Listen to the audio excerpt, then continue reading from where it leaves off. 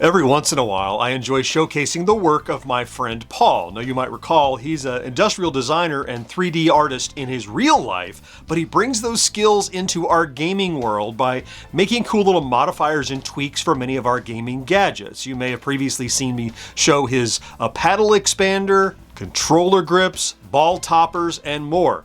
Well, he also gets requests directly from his customers, and someone contacted him and said, "Paul, can you help me make new buttons for my NES controller?" Well, Paul always understands the assignment and he always goes for the extra credit. So in this video, I want to show you a kit that he made that not only gets new buttons for your original NES controller, but refurbishes the entire interior and makes it better than new. I'm going to show you all that right after this. If you're a Gen X grown-up, this YouTube channel is just the beginning.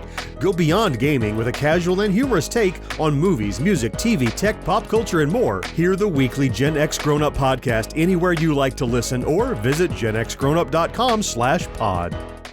Hey there, welcome back to Gen X Grown Up. I'm John and I am a Gen X Grown Up. Thank you for taking the time to click on this video. As my friend Paul continues to get more traction with his Etsy store and his talents are more and more recognized, he gets more requests for things that he had never intended to create. And as I mentioned, someone had contacted him saying, "Look, I love my old NES controller, but it's 30 plus years old now and some of the parts are wearing out. Can you print me some new buttons to insert in here?" Because you could 3D print those. Well, if you've seen his work before, you know that he doesn't just design and print 3D stuff. He sources objects and materials and makes kits and really holds your hand when you order something from him. So he said, "Yeah, you got this old NES controller, buttons are great, but what about the rubber membranes? What about the board? What about the screws? What about all that?"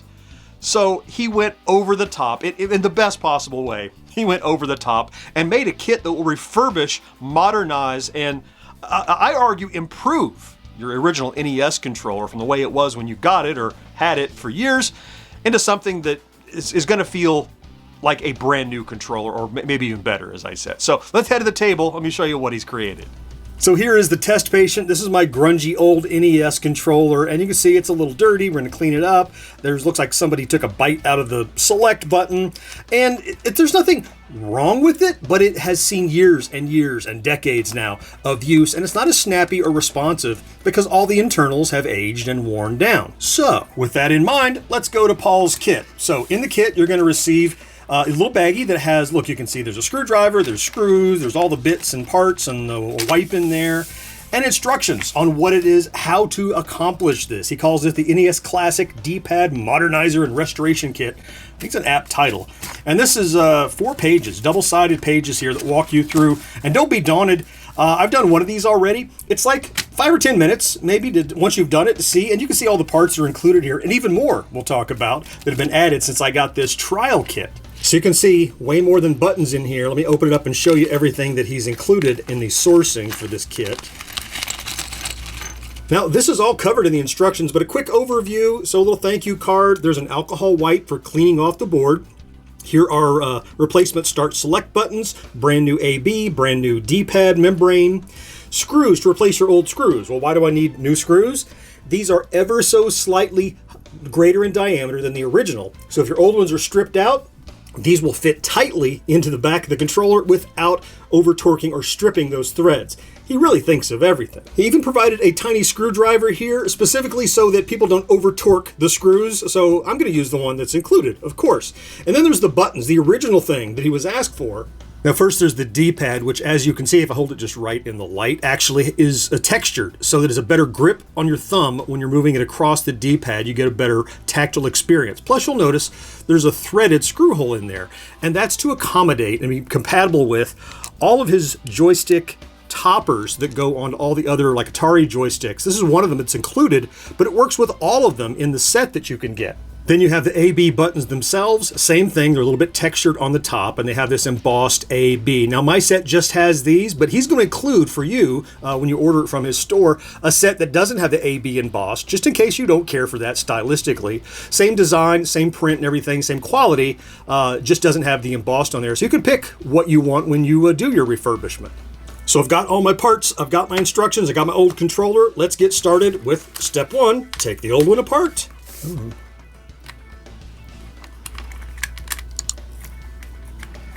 All right, I think I've got them all loose now, so let's pull this back off. There we go. Now you just take note of the route that this cable runs and just pop it out so that you can pull the assembly out for restoration, and there it comes. Now next I'm going to use this included alcohol wipe that comes right in the kit to clean up these carbon traces. So everywhere there's a button, so wherever there's a directional, or there's a start select over here, or over here's the A-B button, and we're going to clean those up so they make good contact once again in case they weren't in the past. There we go, looks good. Ugh, look at all that. Ugh, man, I'm going to rub it a little more. Look how much garbage was on that. Now we have replacement parts for all these rubber assemblies as well as the buttons. So I'm just going to dump all this out. There we go. You know, and while I'm here, I'm going to take this alcohol wipe and clean down the outside because it was a little grungy, remember? I'll use a clean part of it though. Because how many years of dirty fingers have been on this thing, right? And while we're here, for good measure, might as well wipe down the back as well, since this alcohol wipe is here and still wet. The steps just keep getting easier. Now I'm going to load this up with the provided new pieces. So there's the new D-pad. Drop that in there. Got the A-B button. Make sure we put those in the right place. A goes on the outside. There's the A. And it's keyed, by the way, so it'll stay right side up. There's the B. Make sure he's right side up. Let's double check that. Looks good. Next, here are the start select buttons, and they can only go in one way. And then we install the new membranes. And again, they're keyed. They can only go one way. You can't get it wrong. See the little post there that they hang on? There we go. That's on perfect. And here's the one for the D-pad. And again, you really can't get it wrong. There we go. Now we just need to restore the PCB and run that S-wire back through the way that I found it. So let's drop that on. And again, it's keyed, so it's going to sit in the right spot. There we go. And run the cable. And if you've forgotten, there's a picture in the manual so you can see the right way to do it in case you forgot. But I remember. So you run it up here, around there.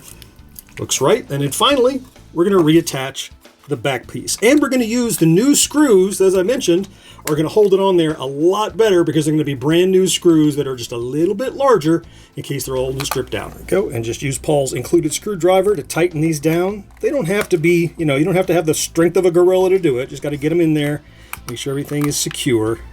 And here we are, all back together. There's my D-pad, decidedly grippier, decidedly snappier. Start and select buttons. The torn up one, of course, is replaced. A and B buttons, man, they really spring. See how it's red tipped with a black base there? I think that just looks nice. And remember, there's also an alternate you can do with no letters. If you just like the grip without the letters, that's all in the kit. And that's it. That's all it takes to modernize and restore your NES controller with Paul's new kit.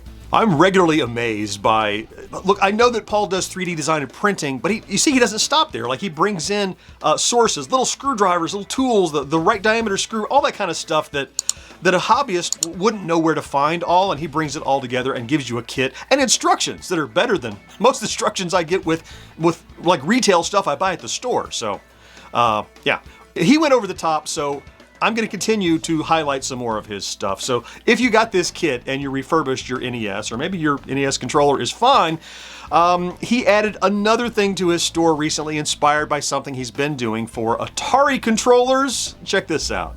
Now I mentioned with this threaded hole, of course, you can put in a joystick top so you have a little nub to control if you like that. But more importantly, it's compatible, as I noted, with all of these tops that are in this kit, including, like I really am fond of this Intellivision top. Check this out. Or ColecoVision, right? This is ColecoVision. There's Intellivision in there too, but look at that with a metal disc.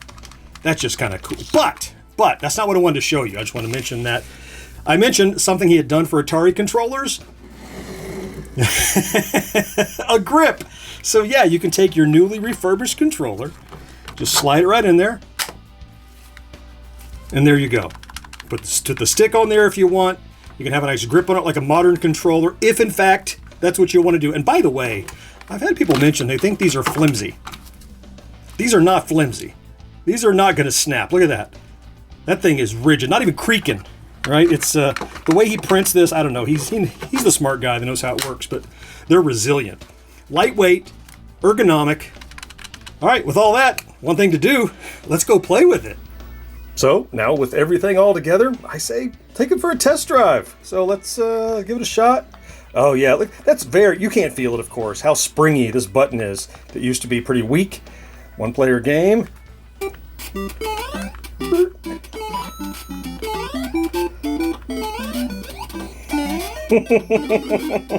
Take that. Time for a flower. There we go. Whoa!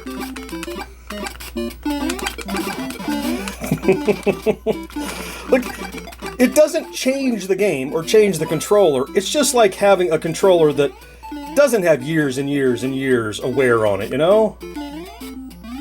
There we go. Nice. Yay! We're up top.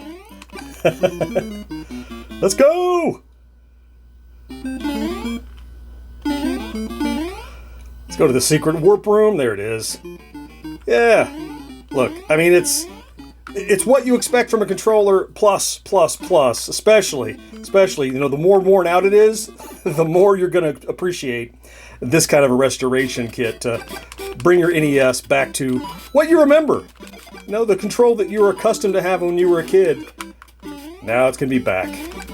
Look, everything I've shown you here in this video and in past videos and more is all available in Paul's Etsy store. You can order directly from him. And I'll put a link down in the description, not only to these items I've highlighted, but also to the front page of his store, which if you look, has an index on the side that shows you all of the different platforms he's sorted out, the sorts of designs he's created, and cool tweaky gadgets that you can pick up. So if you are at all interested in this kind of cool nerdy stuff, I hope you'll stop by Paul's store. Maybe patronize him, support someone that puts so much time and effort into this gaming community of ours. I would appreciate it, and I know he would as well. Look, I'm going to throw links to some other of his products I've highlighted in the past here and here for you to check out. I certainly hope you found something to enjoy in this video, and I can't wait to talk to you again next time. Bye-bye.